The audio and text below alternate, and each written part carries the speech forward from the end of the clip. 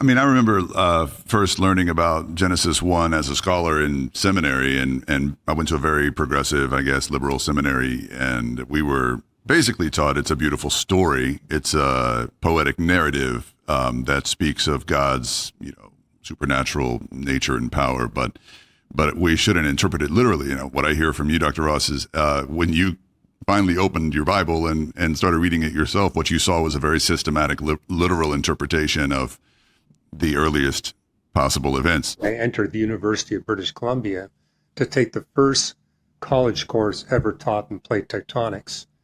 And I remember asking the two professors, is it actually possible that Earth began with no continents at all? And they said, well, maybe. We think it's probably between 5 and 10% coverage, and then it became 29, but it's possible it could be zero. But years later, they proved that indeed it started off as zero. Is that right? So that was evidence that the Bible got it right. And that was actually beyond the science of the time when I was reading it for the first time. Mm.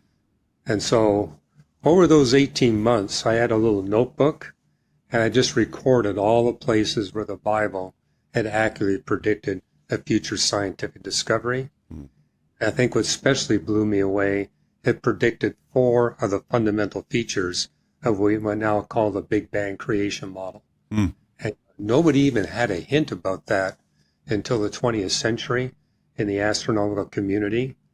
And I also wondered, is it possible theologians before my time saw this in the text?